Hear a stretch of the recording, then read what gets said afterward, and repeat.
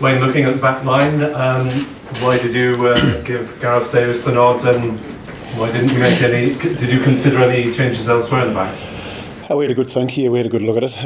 Clearly, we've got three quality nines, and we think that Gareth, he was unavailable in the first game, and that he'll be the right one to start in this particular game. He brings a lot of good line speed. I think from a defensive point of view, it's probably where he got the nod.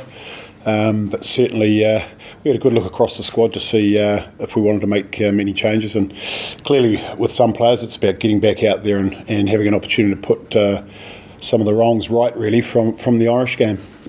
Up front, Ross Moriarty starting, Will Rowlands brought in on the bench. Is that about having more physical presence generally? Yeah, look, I think Ross has done two things really. He's done really well off the bench, and he's trained very, very well behind the scenes. And I think Aaron's had a big World Cup. I think he's had a lot of rugby since the World Cup, and probably by his standards hasn't had the biggest involvement in the games that we would have liked and he would have liked. So, they just swap roles this week, and he'll get into the game, and hopefully he'll have a big impact on the weekend. Will Rowlands, we've asked all three second rows to go and play club footy last weekend, and we're looking very closely at that position, and we put it on them for someone to put their hand up, and he gets an opportunity this week. And as for your opposition, how different are France under Galtier and Edwards to last year, when they gave Wales a couple of near runs last year as well?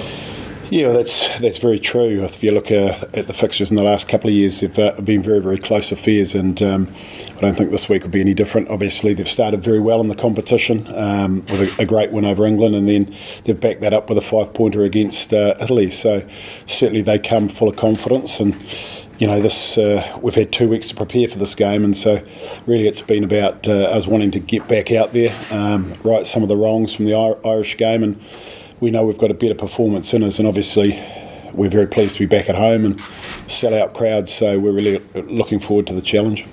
Wayne, can you tell us about Dan Biggar's fitness and the testing process he's had to go through this week? Yeah, he's gone through the regular processes and passed those with flying colours. We've also gone to a leading expert in concussion, one of the world leading experts who he's seen previously from the World Cup, and every precaution has been taken, and he's come through that and been cleared to play, so he's good to go. He's trained very well this week. A lot of talk about the French scrum this week and accusations of cheating bandied around. What do you make of them? Do they cheat? Oh, look, for us, we're working solidly on our scrum. I think John's doing a really good job. We're looking to paint good pictures. We're wanting to be squeaky clean there, really, and not give teams ins through penalties from the scrums. So we're working very, very hard, and I think we saw a big improvement in the game against Ireland, and with both the tight heads out there, I thought apart from one scrum, we scrummed very, very well, and in hindsight we've had a report back that maybe that decision went the wrong way. So we're quite comfortable with the work we're doing behind the scenes, and I think we're in a pretty good space there with a couple of young guys who I think have big futures. Ireland have been pictured today bringing in Bono and U2 serving food to the players. Have you had any celebrity love going into this one? Oh, Tom's tied up with a voice, so we couldn't use him. But look, we've got some pretty big characters in our group at the moment. In Warby, British Lions 2-time captain. He's there on a daily basis talking to the guys, just in a quiet way that he does. And obviously we've got Martin Williams there as well, 100 tests for his country. So probably there in the background doing their thing, probably just not quite as publicly. Wayne, you spoke about putting things right about after Ireland. What specific areas of the game do you need to improve on? Yeah, well, certainly our exits. I think we let in a couple of tries through not being able to exit, and that's when we're in control of the game. So one scrum, one line out, we threw it to the opposition. They get the ball. A few phases later, they're scoring in the corner, getting a bonus point. So and then the exit just after we scored, dropping the ball 5 metres out from our line, allowed them a scrum, and they built pressure from that scrum and scored a try. So certainly we're looking at our exits, making sure that we've got a play-by-play mentality and that we're tuned into that play and everyone understands their role and we execute those roles. So just being more clinical when we've got the ball, really, whether it's coming out of our territory or in the opposition half. With Shaun Edwards in the opposition ranks, are you having to scrap any remaining plays from last year then? No, it's really looking at the breakdown. We know Sean likes the boys to go heavy at the breakdown and really attack there, and we know that the Irish CJ Stander got a couple against us, so we've got to make sure that we look after the ball carrier, does a bit more work with the ball, and we don't have any separation between the support players and the ball carrier, so that we don't allow those jacklers to get in over the ball. So yeah, we've done a bit of work on that over the last couple of weeks to make sure that we can retain our possession. France in the hunt for the right end of the championship for the first time for some years at this stage. How far do you think they remain to be tested, given that they've had both their games at home so far? I think this Saturday's a big test for both teams. It's a very, very big test. For us, it's to keep us alive in the championship. And obviously France, as you mentioned, it's their first game away. So it'll be interesting to see how both teams approach the game. But certainly from our point of view, it's to keep ourselves alive. And we are looking for a very big performance. Do you think we could end up, Wayne, with 4 teams in this tournament? We've all lost one game come the end of the week. Certainly what we're hoping for. That would be the script that if we could write it, we would. If we can get the win and England does a job at home, then what an exciting championship we've got with two games remaining. Wayne, do you need to get George North more involved in the game? Yeah, we're looking to do that, and he is. I think, again, George has trained very, very well this week. He's got the bit between his teeth, and I know there's a few people out there that give him a bit of criticism, but he's played 90-odd tests now, and he's got 40 tries under his belt. So he is a handful when on, and it's our job to get him involved in the game, and we're looking to do that as much as we can. How excited is Rob Evans to get another crack? Yeah, look, I think in the group itself, I mean, everyone's excited when the team gets read out, and the biggest thing is people are very disappointed when they aren't selected, as you'd expect, and that's a sign of a group that want to contribute and be part of it. But Rob's very excited. Obviously, he was disappointed on missing out on the Rugby World Cup, but he knows that every time he gets an opportunity, as does Reece Carey and others, that they've got to put their hand up. Halfway through now, nearly the campaign, just wondering how you're finding it. Has anything jumped out that you thought wouldn't really come up, or are you enjoying it? Yeah, I enjoyed everything except parts of the Irish game. I've enjoyed, obviously, the build-up to the tournament.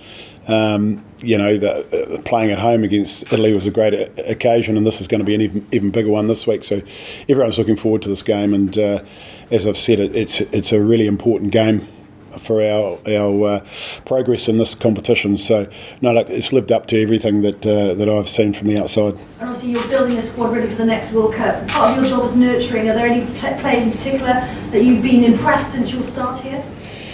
Yeah, and it's not just what you're seeing in the games. We've had 2 games at the moment, and but we're seeing them, pretty much 12 hours a day when we're in and look, everybody is really working hard.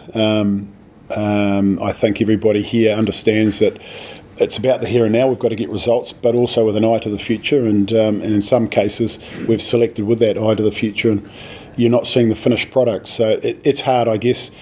Public want to see results here and now, and we obviously want to give them those results. But we've also got to develop rugby players in the process. 850-odd caps, most fielded in a Six Nations game. What's that experience mean on the pitch? Well, hopefully it's going to mean a lot this weekend. If we can start well, which is something we're obviously trying to achieve in both halves. We've been a bit slow out of the blocks, so if we can start well in both halves this week and put some pressure on the French, then hopefully that experience will come through for us, and it'll test some of the inexperienced players on their side with any luck. France are going to have maybe like 600 less than your team out there. Do you really think that does make a huge difference? Oh, look, I think in tight games, in pressure moments, you can't beat experience, and we've got some players there that have been in those tight games in the last few years and come out on the right side of the ledger. They know what it takes, and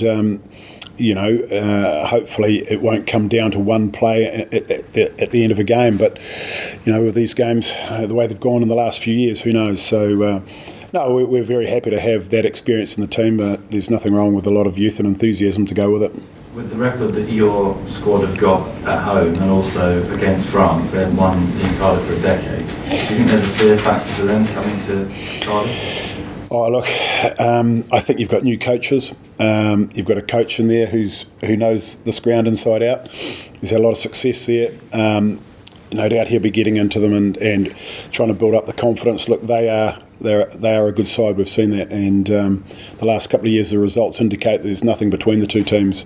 You know, you had a guy sent off at the World Cup, so what would have happened if he hadn't got sent off, we don't know, but certainly you know, we know we're in for a big challenge. The last two Wales-France games have sort of centred on France head explosions pretty much. I mean, as the record you mentioned, and then a couple of major mistakes away in Paris.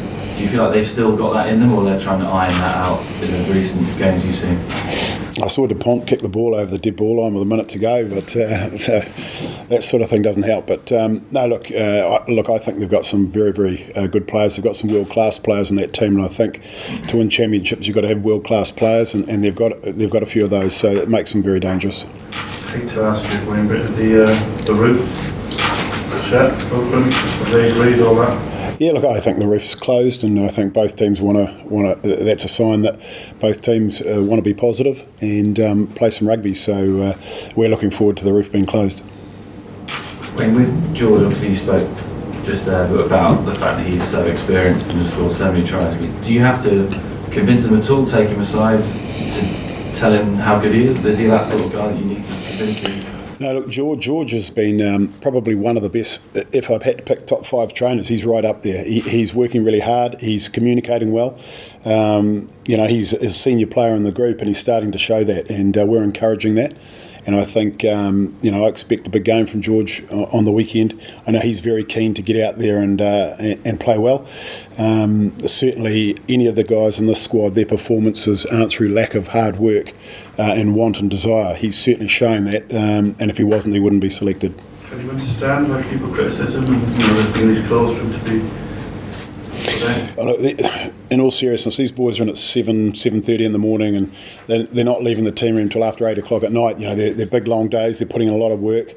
There's the physical work they put in, but there's also the research they do on the opposition, looking at their own game, looking at how they can improve. And you know, they don't get a lot of downtime, but certainly when they do, we're encouraging them to just relax and focus on you know, giving the mind a bit of a rest, and then coming in fresh the next day. That's a quick, sorry. Nick Tompkins, obviously, incredible performance against Italy. First half against Ireland, it was a kind of welcome to international rugby, and he did so well in the second half to come back from that. But just, how was he after that match particularly? Because it's been a big introduction to international rugby for him, isn't it? Yeah, he's great. He's an intelligent rugby player. He knows exactly what he did wrong. He's the first to come and tell you at half time, you know, he went too high, fell off a tackle. So he's a quick learner. He's trained well, so you know, he's a player that we definitely wanted to put straight back out there.